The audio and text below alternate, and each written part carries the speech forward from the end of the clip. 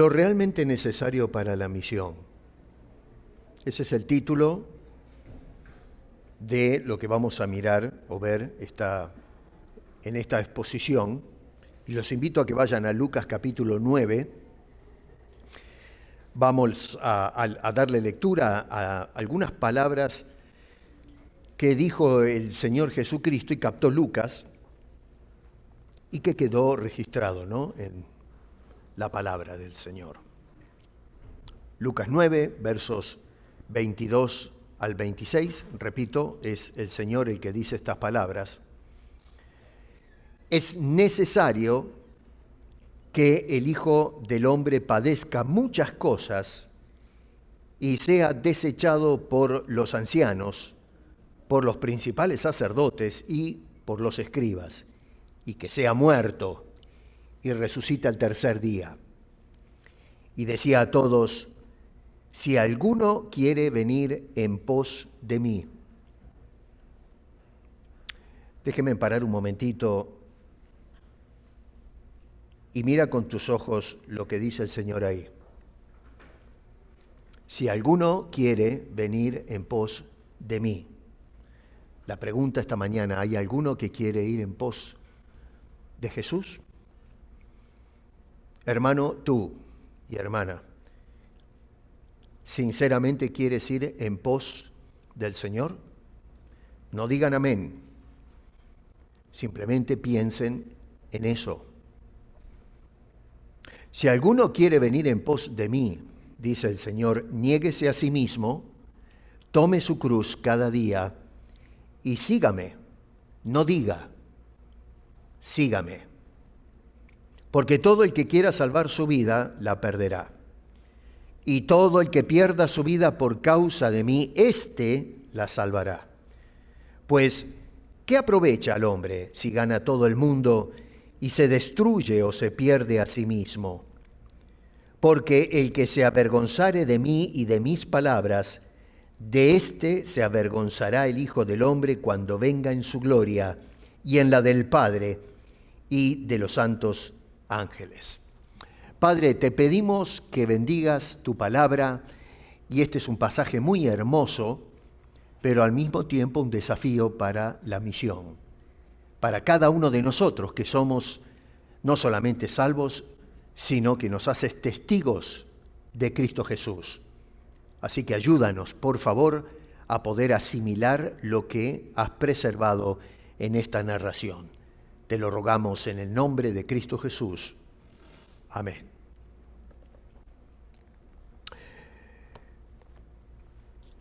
La palabra o la frase clave de esta porción es necesario. Jesús dice, es necesario. Acá no estamos hablando de opciones. Hoy usamos la palabra esta necesario de una manera muy simple, muy suelta, con mucha facilidad, porque, en nuestro vocabulario cotidiano decimos que es necesario, por ejemplo, ciertas cosas para avanzar. Es necesario algo para tener éxito. Es necesario ciertas cosas para inclusive poder servir a Dios. Hablamos de necesidad. Vivimos en un mundo que está impregnado con este concepto. Pero digo que lo usamos de una manera muy fácil, porque muchas veces aquello que nosotros hoy llamamos necesario no lo es realmente. Y en realidad, cuando usamos el término queremos decir es urgente. O de repente puede ser culturalmente esperado, o lo que es práctico, a eso le ponemos o le adjudicamos el concepto es necesario. Y usamos la palabra necesario como en sentido de urgencia o lo que es práctico, en lugar de decir lo que es verdaderamente esencial. Porque cuando dices necesario quiere decir que eso es esencial. No confundamos urgente con esencial, que sí, los conceptos pueden estar vinculados, pero apuntan a algo diferente según el contexto de lo que vemos acá. Porque, a ver, según lo que vemos, cuando llegamos a contemplar estas palabras de Jesús que registró Lucas, la frase es necesario adquiere un peso completamente diferente al que solemos darle hoy en nuestro lenguaje cotidiano. No se trata para describir preferencias o para describir estrategias humanas, planificaciones, sino para revelar la dirección inalterable del plan de Dios en este mundo y en esta historia. Acá, por ejemplo, cuando el Señor declara que es necesario que el Hijo del Hombre padezca, que sea rechazado, nos dice ahí en el verso 22, que muera y resucite, no es una posibilidad entre muchas otras opciones. Cuando dice es necesario, está diciendo que Él es el centro mismo del propósito redentor del hecho de que Jesucristo haya sido sometido al suplicio al cual fue entregado.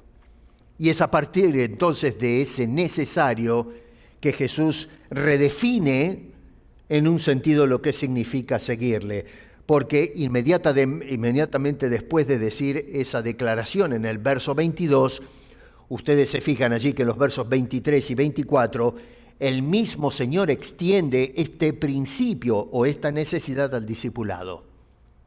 Dice que si alguien quiere venir en pos de mí, es necesario, no es una opción, dice el Señor, de negarse a sí mismo, de tomar su cruz, no la del otro, sino nuestra cruz, cada día y seguirle. Y ojo con esa última palabra, seguir al Señor. Porque, a ver, no se trata acá de que Cristo nos siga a nosotros, sino nosotros tenemos que seguir a Cristo Jesús. Y digo esto porque muchas veces he escuchado, y creo que hay cierta sinceridad, pero hay un error teológico en esta frase. He escuchado a algunas personas decir, Cristo me acompaña a todas partes. A donde yo voy, Cristo va conmigo. O podemos decir, Cristo está conmigo todo el tiempo. Y sabes una cosa, la Biblia presenta el cuadro al revés. No es que Cristo está conmigo en todas partes, sino que tú y yo deberíamos estar en todas partes con Cristo. Deberíamos estar nosotros detrás de Cristo, siguiendo al Señor que marca el rumbo de nuestras vidas, y no al revés. Hoy, desafortunadamente, un poco tal vez porque no analizamos bien lo que nos quiere enseñar la Escritura, usamos pasajes fuera de contexto, cuando, a ver, Mateo en el último capítulo dice, yo estaré con vosotros todos los días hasta el fin del siglo. Y entonces asumimos que el Señor nos va a seguir a nosotros por donde quiera que vayamos. No, tanto en la vida privada como en la misión, Cristo marca la ruta. Y nosotros tenemos que ser seguidores del Señor a donde quiera que dirija nuestras vidas. A ver, nosotros encontramos en el Antiguo Testamento casos interesantes. Por ejemplo, tenemos a Enoc, que se dice que caminó con Dios, no que Dios caminó con aquel hombre. Y sin embargo, hoy muchas veces oramos para que el Señor me siga a mí en las empresas o en las aventuras que nosotros asumimos. Los discípulos, cuando miramos los evangelios, seguían a Jesús. No vemos en ningún momento que Jesús le dijo, ustedes vayan adelante y diríjanme a dónde vamos. Termina en ese versículo 23 al final diciendo, sígueme, no, yo los sigo a ustedes. Así que, atenti, muchos de nuestros fracasos a veces se dan en la vida cristiana porque queremos que Cristo nos siga a nosotros. Tenemos nuestros planes, nuestros proyectos y vamos patinando, porque estamos haciendo las cosas al revés. Y esto sucede a veces en la forma en que dirigimos nuestras vidas, dirigimos nuestro hogar, dirigimos nuestra vida laboral, nuestra inserción social, y vamos allí tropezando y fracasando, dándonos la cabeza contra la pared, porque estamos pretendiendo que Dios nos siga a nosotros. Y es Dios el que marca el rumbo, no solamente de nuestras vidas, pero especialmente el rumbo de la historia, para su gloria, no para la gloria nuestra. Así que esto pienso yo que nos lleva a nosotros a plantearnos una pregunta que creo que es fundamental, y es si Cristo define lo necesario desde la cruz. La pregunta es, ¿qué estamos nosotros considerando hoy en nuestro presente? No en esta época, hace 2000 años atrás, sino hoy cada uno de nosotros como necesario para la misión y el discipulado. Porque ya hemos estado observando desde enero, la semana que viene voy a cerrar toda esta serie y vamos a hacer un reconto de lo que hemos observado. Y hemos visto que el tema de la misión lo hemos encerrado en una especie de cápsula donde solamente se trata de agarrar un barco, un avión e irnos a otros horizontes, a otro país. Y sí, es cierto que el Señor dijo, me seréis testigos hasta lo último de la tierra, pero tenemos que empezar en un lugar. Y nuestro lugar no es Jerusalén, es acá en tu casa, acá en tu familia, acá en Toronto, donde estás viviendo. Mañana puede ser que te muevas a otra provincia, donde quiera que vayas. Ese es tu epicentro donde comienza tu labor. Pero la labor no es simplemente ir y hablar si no lo vives. Tenemos que llevar la misión en nuestras almas, en nuestro corazón. Hacer misión quiere decir dar testimonio que soy un testigo de Cristo, que soy un seguidor de Cristo, que soy instruido y guiado por Cristo. De lo contrario, cuando la gente nos escucha hablar, a veces se van a reír o se van a burlar porque somos incoherentes con lo que estamos predicando. Y lamentablemente hoy la iglesia ha perdido impacto justamente por eso, porque al observar se dan cuenta que muchos creyentes dicen, pero no siguen realmente a Cristo Jesús como misioneros. Entonces, según las palabras del Señor acá, que están, repito, están citadas por Lucas, es el que está escribiendo esto, pero él está registrando las cosas que dijo el Señor. Lo primero que todo, según lo que dice ahí el verso 22, es necesario el sacrificio de Cristo. No podemos empezar a hacer absolutamente nada si no empezamos a los pies de la cruz, el sacrificio de Cristo Jesús. En otras palabras, acá estamos hablando del contenido teológico de la misión. Hoy, cuando hablamos decimos teología, la gente como que se pone nerviosos, ¿no? Porque según algunos la teología y la mucha letra mata, enloquece y qué sé yo, disparates de ese tipo. Pero la realidad es que Jesús está presentando un punto teológico central y la misión comienza en la cruz, comienza con el sacrificio de Cristo Jesús.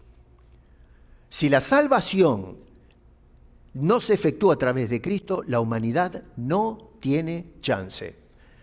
Nosotros hoy estamos pendientes de los periódicos, ¿no es cierto?, para ver en nuestro continente donde se están haciendo cambios ideológicos. Y estamos todos esperanzados que los individuos que se presentan para candidaturas de gobierno nos van a salvar, van a sacar al continente adelante. Estamos muy esperanzados, ¿no es cierto?, con estas personas que, en fin, les damos el voto, les damos la confianza, y sí, es una responsabilidad y un privilegio cívico, pero pensar que estos hombres van a salvar al continente, o que van a salvar a nuestra cultura, o van a salvar a este mundo, estamos muy equivocados. La historia corrobora eso. Se han levantado hombres y aún algunas mujeres a través de la historia que han intentado salvar a la humanidad. Y ustedes se dan cuenta que estamos en la misma situación de siempre. Se gastan fortunas en campañas, en guerras, existimos peleándonos unos a otros, no podemos arreglar las cosas. Esta semana compartí un video donde me llamó la atención un documental que presentó la BBC de un grupo de antropólogos que están estudiando la conducta de unos chimpancés que se declararon la guerra mundial en el África. Y lo que están haciendo es estudiando una guerra civil entre unos 200 chimpancés en el África, tratando de observar si hay alguna correspondencia entre el conflicto entre los chimpancés con los conflictos entre los seres humanos. A eso llegamos. Ahora nos comparamos con los simios.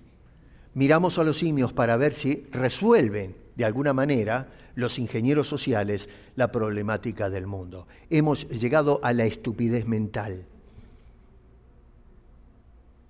Y eso es científico, son antropólogos, son sociólogos, filósofos que analizan la situación. Debo ser justo que no todos están de acuerdo con eso, dentro de lo que son estas disciplinas, pero parece mentira que personas que son de cargos universitarios nos hagan ese tipo de comparaciones. Bueno, así le va al mundo.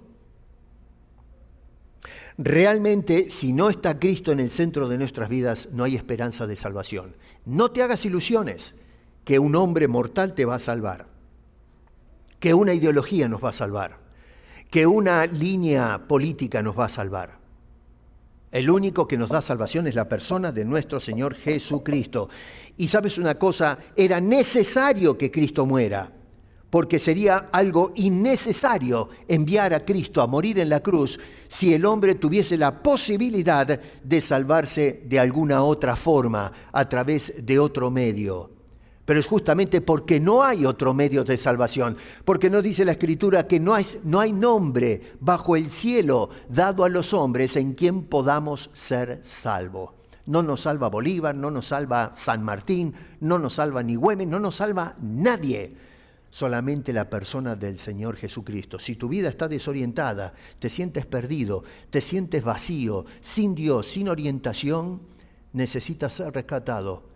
Y el único que te puede salvar es Cristo y Cristo en la cruz. En un universo de creencias, casi todas las propuestas de salvación en el mundo, nada tienen que ver con el sacrificio de Cristo.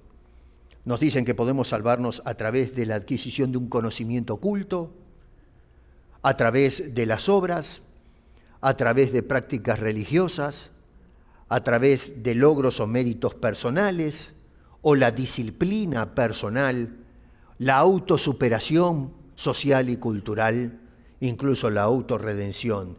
Mientras que acá Jesucristo nos está diciendo algo radicalmente opuesto a este tipo de pensamiento, y es que el hombre no puede salvarse por sí solo, y no hay ninguna otra persona, ni siquiera un ángel bajado del cielo, que nos pueda salvar a nosotros. Se necesita que alguien muera en lugar del hombre perdido.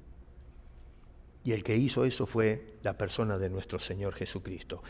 Esto que estoy diciendo y esto que rescatamos de lo que nos dicen las Escrituras, por lo menos enfatiza, esto da mucho para hablar, pero por lo menos 4 cosas importantes en el contexto de lo que dijo Jesús acá. Y lo primero es que lo que notamos es la centralidad de la cruz, la obra de Cristo.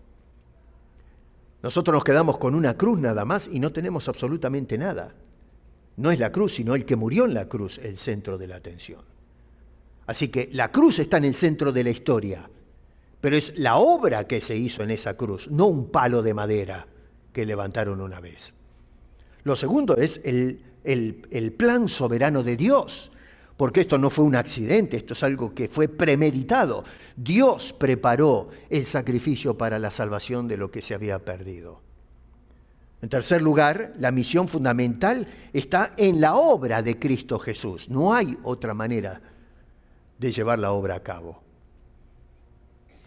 Y lo último es que el Evangelio es el corazón de la misión. Si nosotros vamos a predicar algo sin Cristo, la misión no tiene sentido.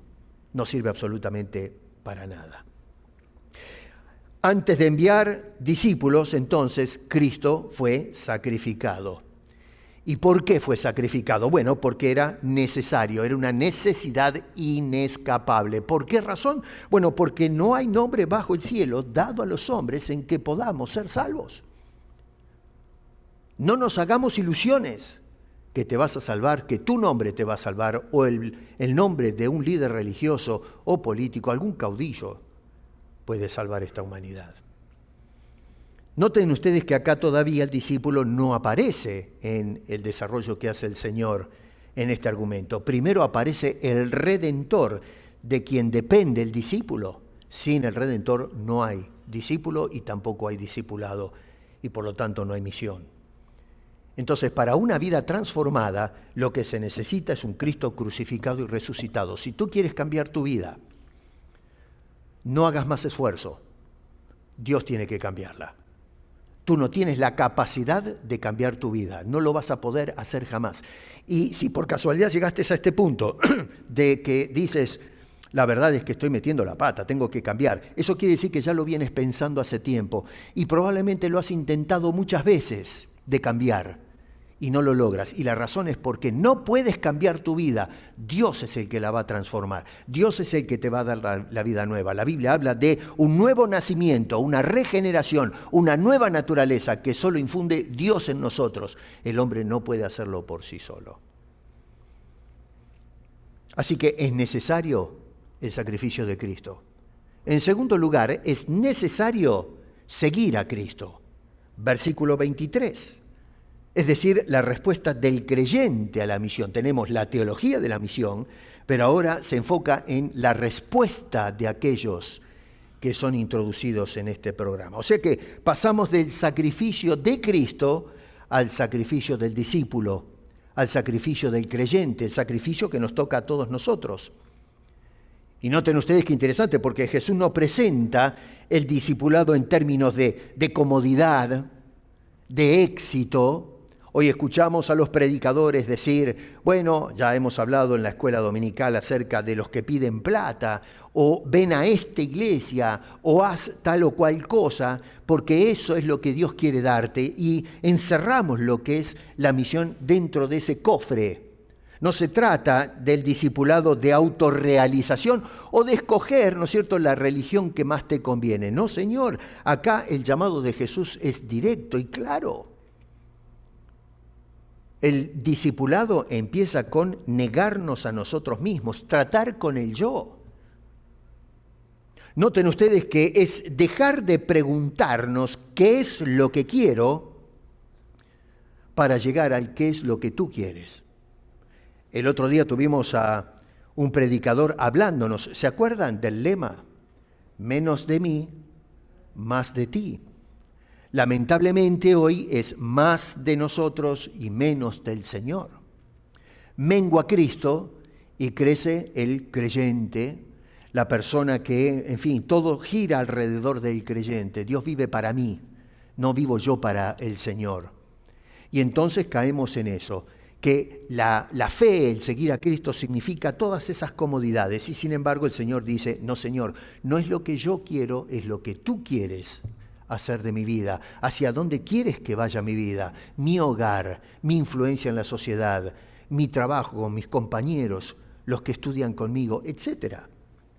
Segundo, tomar la cruz. Fíjense en seguirle, negarse, tomar la cruz. Tratar ahora con cuál es el costo de seguir al Señor Jesucristo. Es decir, que ninguna comodidad, que ninguna, reputación personal o seguridad valga más que el obedecer a nuestro Señor Jesucristo. Lo que vemos en la iglesia de hoy es que otras cosas tienen más valor que seguir incondicionalmente al Señor. Y el Señor, otra vez, cuando dice, sígueme, eso es una necesidad, no es opcional. No es otra alternativa de otras tantas que tenemos nosotros. Es el diablo el que presenta otras alternativas. Lo hizo en el huerto del Edén, lo quiso hacer con Jesucristo en la tentación en el desierto, y por supuesto, ahora el Señor mismo nos está diciendo, tienes que tomar tu cruz, tienes que asumir el costo de lo que significa ser un discípulo. Y tercero, otra vez, aunque parece esto redundante a lo que vengo diciendo, es seguirle. Pero ahora agrego esto, seguirle diariamente. No es seguirle el domingo, el primer día de la semana que vamos a la iglesia. No, es todo el tiempo, tratar con la dirección en que encaminas tu vida. ¿Cómo estás encaminando tu hogar? ¿Cómo estamos encaminando nuestra presencia como testigos de Cristo en el mundo y en la sociedad? La iglesia de Cristo, esta iglesia, IBC, ¿cómo estamos siendo presencia en nosotros? ¿De qué manera estamos siguiendo como congregación a Cristo diariamente en nuestro ministerio público, insertados aquí en la ciudad de Toronto? Y los que me siguen en el canal, donde quiera que estés, lo mismo pasa contigo. Esto no se queda aquí en el rincón en nuestro recinto. Todos ustedes, todos tenemos que seguir constantemente a nuestro Señor Jesucristo donde quiera dirigir nuestras vidas. Es por eso que el apóstol Pablo, cuando escribió la carta a los Efesios, en el capítulo 4, en el verso 17 decía, ya no andéis como los otros gentiles. Y esto lo he dicho muchas veces. Y lo voy a seguir diciendo. Hoy, lamentablemente, vemos una iglesia que sigue o que anda como los otros gentiles. Nos vestimos igual, hablamos igual, pensamos igual, hacemos la misma música, todo, el culto. Ayer hablaba con algunas personas y me indicaban cómo notaban que hoy día la predicación se convirtió en un griterío.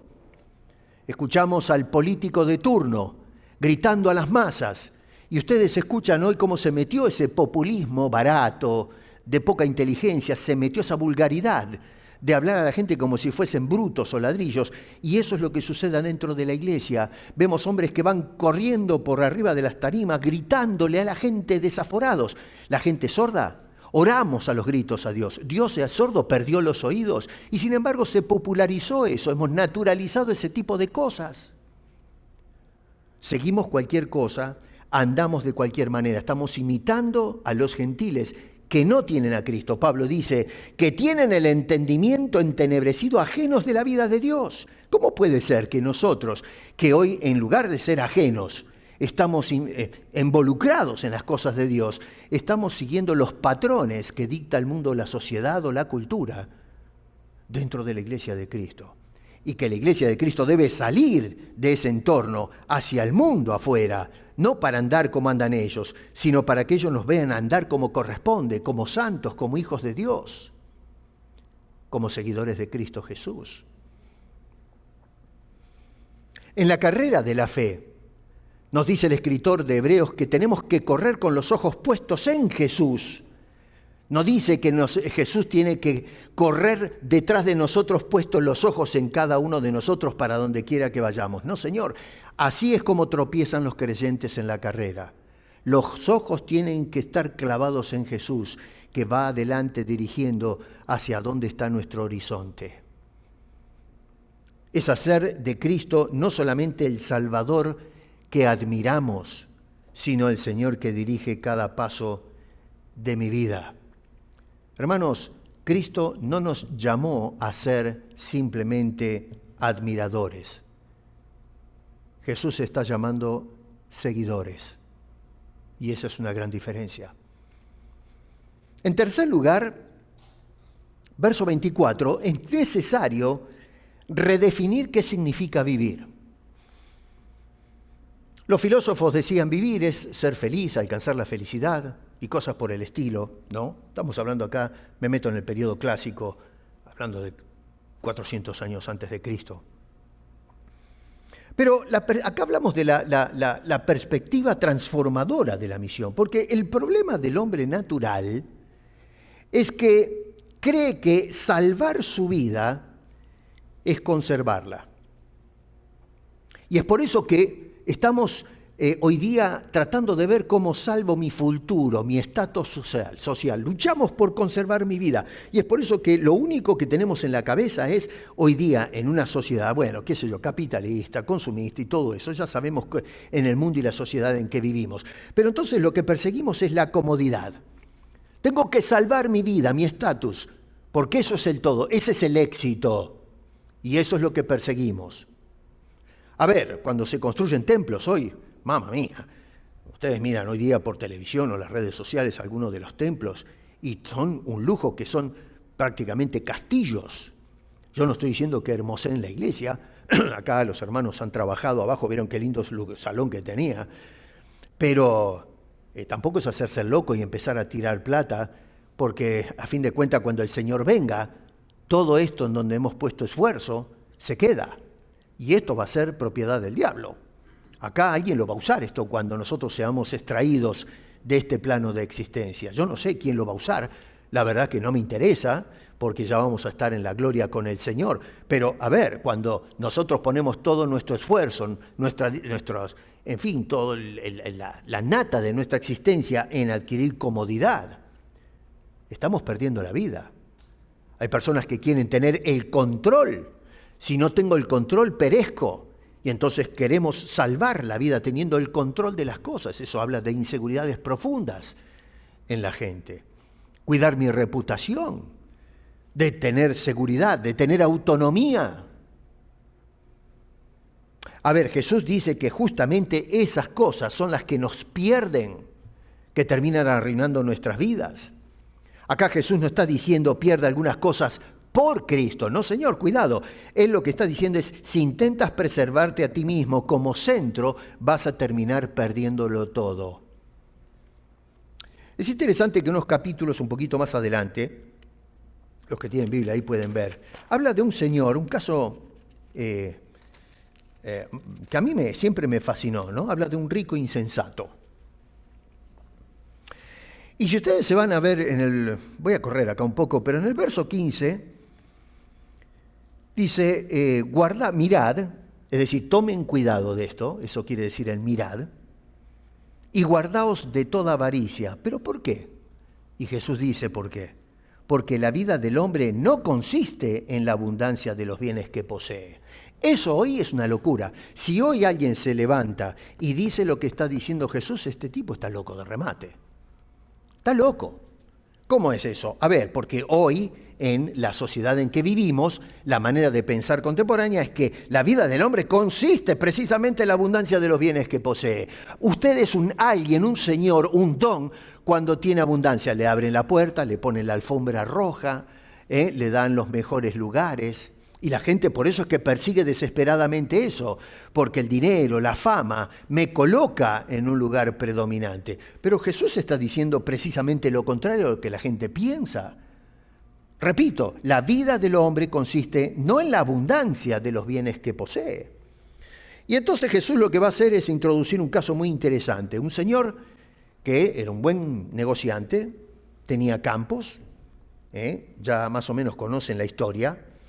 Pensaba dentro, decía, ¿qué haré? Porque no tengo dónde guardar mis frutos. El tipo producía una cantidad de cosechas, era una cosa seria. Y el Señor lo que hizo es, bueno, voy a tirar todo abajo y voy a construir nuevos graneros o silos donde guardar todo esto.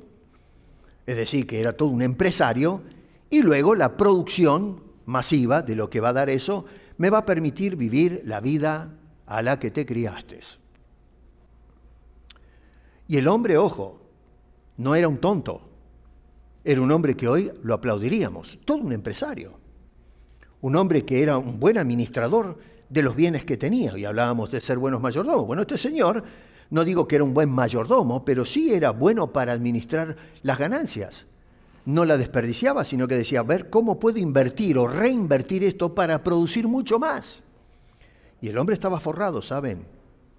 Bueno, llegó el momento en que toda la inversión rindió sus frutos. ¿Y qué pasó? Bueno, ese mismo día cuando decidió entonces dedicarse a vivir la vida gorda, le dice el Señor, necio. Claro, hoy la sociedad diría, vivo, un hombre inteligente, un hombre que sabe usar el dinero, de canalizarlo, el capital, para producir más y de esa manera vivir holgadamente. Sí, invirtió todo para los graneros, pero no tuvo lugar para Dios.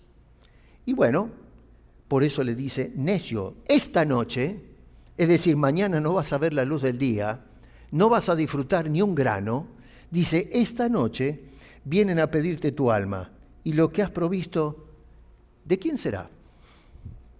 ¿Será del sobrino? No sabemos si son de los hijos. La cosa es que todo el trabajo que él gastó, lo va a disfrutar otro. El otro día pensaba, van pasando los años con mi esposa, todavía creo que nos queda cuerda, ¿no? Si Dios quiere, qué sé yo, porque la vida nadie la tiene comprada. Pero yo no sé por qué, si algunos de los mayores acá comparten esto conmigo, parece que los días van pasando más rápido. Me acuerdo que cuando tenía 17 años soñaba con tener 21 y no llegaba nunca. Y ahora estoy tratando de frenar el calendario porque no me alcanza el día. Pasa a toda velocidad. Y estaba en el departamento y me quedé un rato meditando en esto y decía, en unos años alguien va a estar mirando por la ventana. Va a estar mirando los árboles, el sol, las casas que están ahí abajo, los coches que van y que vienen.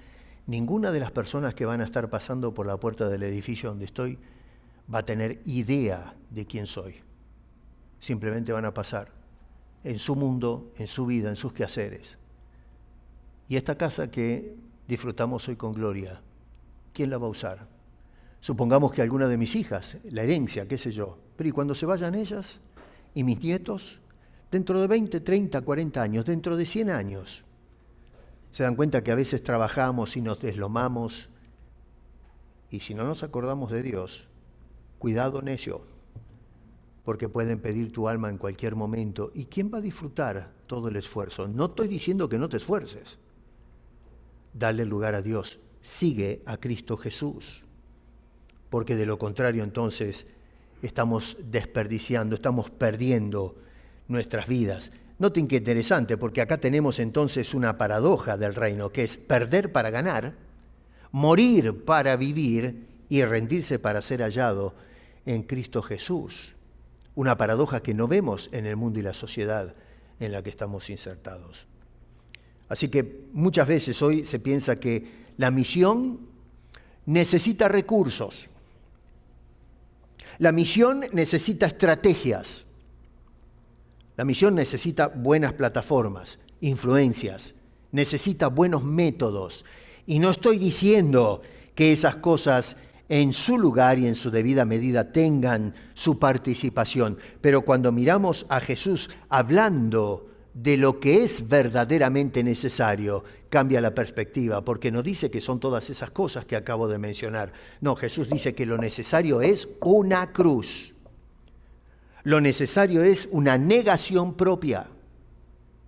Lo necesario es una vida totalmente rendida a Cristo Jesús, una iglesia rendida a Cristo Jesús. Eso es lo necesario. Todo lo demás, nosotros podemos hacer todas estas cosas de establecer programas, de echar mano de recursos, plataformas, ideas, proyectos y planes, pero podemos caer en acción social, que ciertamente vamos con una misión de ayudar, pero no llevar el Evangelio. Y tú puedes darle de comer a la gente, pero si se te van al infierno, no estás ganando nada. Y Dios no nos mandó a llenar vientres, sino a llenar el cielo con almas redimidas por Cristo Jesús. Y luego en el proceso, si tenemos un pan, se lo damos. ¿Me entienden lo que estoy diciendo? Antes de que el discípulo tome su cruz, Cristo, nos dice acá el Señor mismo, ya había tomado su propia cruz. Antes de que el creyente perdiera su vida, el Hijo de Dios perdió la suya para alcanzar la nuestra. La misión cristiana no comienza con hombres sacrificándose para Dios, sino que comienza con el Hijo de Dios sacrificándose por los hombres. Y ahora nos dice que le sigamos.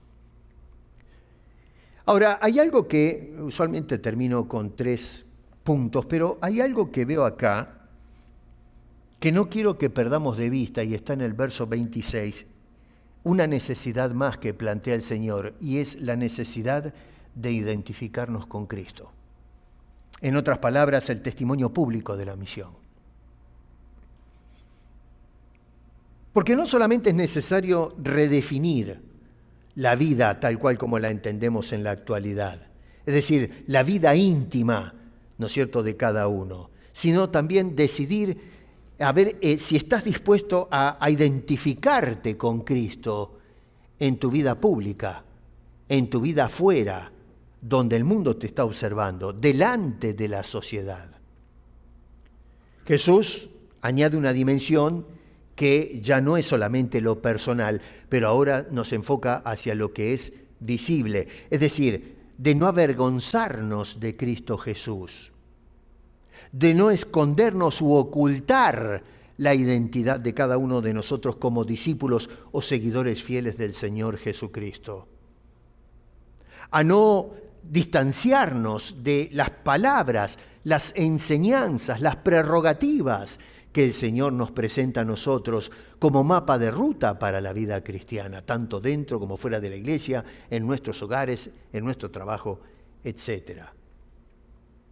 El problema hoy con el hombre natural no es solo que quiere conservar su vida, sino que también quiere conservar su reputación delante del mundo, y es por eso que a veces nos escondemos como cristianos, porque justamente cuando nos identificamos con el Señor, la tendencia es desplazarnos, cancelarnos, dejarnos a un costado, y no queremos pasar el papelón de ser un cristiano, de ser humillados por la gente. Por eso el texto no simplemente es creo en Cristo en privado, sino no me avergüenzo de Cristo en público. Nos vamos dando cuenta que el discipulado entonces no es una realidad secreta del corazón. Empieza, sí, por supuesto, ahí, pero ahora es una declaración visible de nuestra lealtad a Cristo Jesús. Y acá Jesús toca una de las tensiones que yo creo que son de las más profundas en cuanto al seguimiento, la tensión entre la aceptación del mundo y la fidelidad de Cristo Jesús. Si queremos ser fieles a Cristo, vamos a ser rechazados por el mundo. Si quieres que el mundo te acepte y te incluya, vas a tener problemas para seguir a Cristo Jesús, porque el mundo y Cristo van en la dirección opuesta y no puedes seguir a las dos cosas al mismo tiempo. Jesús dijo, no podés servir a Dios y las riquezas. No se puede. Adorarás a uno, seguirás a uno y al otro lo aborrecerás o viceversa, pero no se puede traer estas dos cosas porque estamos frente a una dicotomía. En el contexto del pasaje, Jesús ha anunciado que Él será rechazado, que va a sufrir, que será menospreciado. Por tanto, la pregunta implícita acá es, ¿seguiremos nosotros identificándonos con el Señor cuando seamos rechazados en medio de la sociedad, en tu trabajo, en tu vecindario, quizá en tu familia? ¿Qué actitud vamos a asumir cuando encaremos eso? Ese es el costo de la misión. Y Jesús responde elevando el horizonte hacia lo eterno, porque dice allí, porque el que se avergonzare de mí y de mis palabras, de éste se avergonzará el Hijo del Hombre cuando venga en su gloria. Es decir, que la fidelidad actual o presente determina la aprobación futura de cada una de nuestras vidas como discípulos del Señor. Por eso es que la misión no necesita solamente convicción teológica, como dice ahí en el verso 22, o compromiso personal, como dice ahí en el verso 23, o inclusive una vida redefinida, como dice en el versículo 24, sino que ahora vamos culminando y dándonos cuenta que también demanda valentía pública, exposición, para confesar a Cristo sin ningún tipo de recelos y mucho menos vergüenza. Tenemos la práctica común cuando los cristianos vamos a comer afuera, ¿no es cierto? Y espero que sea así, de orar por los alimentos. Y a veces puede ser que se le equivoque, no sé, hay gente que se sienta a comer y se le olvidó. Bueno, no vamos a mandar a nadie al infierno por eso, ¿no? Aunque algunos son exagerados y qué sé yo. Pero bueno, se olvidó. Pero hay veces que no, nos da vergüenza que la gente nos mire con el rostro agachado y ojos cerrados orando al Señor. Me da vergüenza. Bueno, toma nota de lo que dice Jesús en el verso 26. Hermano, no existe el discipulado oculto, no te engañes. No hay creyentes escondidos abajo de la alfombra. Eso no es seguir a Cristo Jesús. El discipulado verdadero siempre se vuelve visible.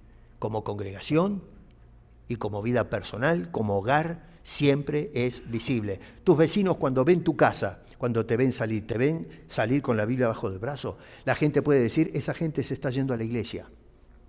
Ese hombre que se va a trabajar, esa mujer que se va a trabajar, tiene un testimonio íntegro.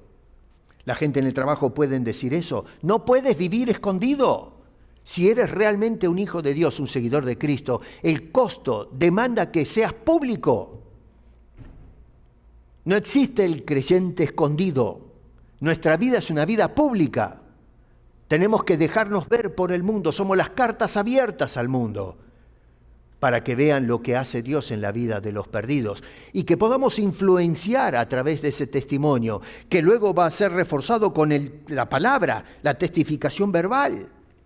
A veces somos rápidos para hablar del Evangelio, pero cuando nos ven caminar, dicen, esta persona no está siguiendo a Cristo. ¿De qué me habla? La vida del creyente, tu vida y la mía, es una vida visible, debe ser una vida pública. Y si Cristo es el Señor de nuestra vida, entonces también tiene que ser el Señor de nuestra confesión. Y no solamente la confesión verbal, pero especialmente la confesión vivencial. Cómo somos como personas, cómo nos comportamos adentro y fuera de casa, adentro y fuera de la iglesia, dentro y fuera del trabajo, cuando estás manejando, cuando estás yendo al teatro, cuando estás yendo a hacer compras. Todo el tiempo tienes que ser la imagen de Cristo en la sociedad, tomando la cruz, siguiendo a Jesús fielmente. Por eso entonces el llamado de Jesús no es a una fe privada, sino a una identificación pública con Él, aun cuando eso tenga costo, y a veces un costo extremadamente elevado. Así que, hermano querido, para terminar, salgamos nuevamente a hacer misión en todo el espectro que corresponde y que hemos estado mirando desde enero. Repito, la semana que viene voy a cerrar con el libro de Apocalipsis, que seamos perseverantes hasta el final. Y que asumamos el costo. Asume el costo, tu tiempo, tu esfuerzo, tu juventud, tus años de experiencia, los dones que Dios te ha dado. En fin, inclusive nuestros bienes, los recursos que Dios nos da.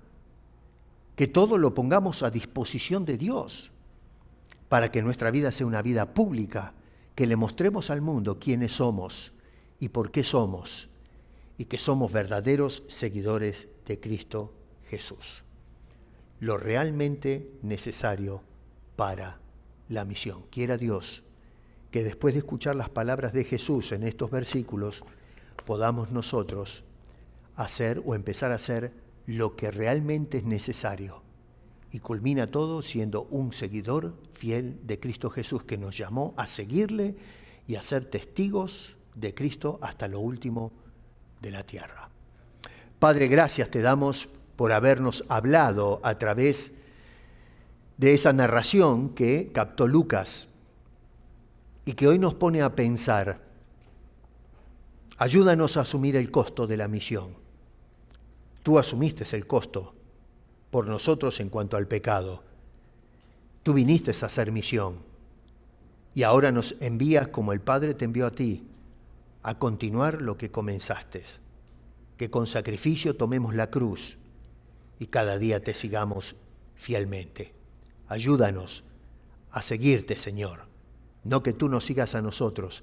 Marca el rumbo, abre las puertas, muéstranos el camino para que podamos seguir obedientes tu bendita voluntad y ser de esa manera testigos que llevan adelante la misión hasta que nos llames a tu presencia.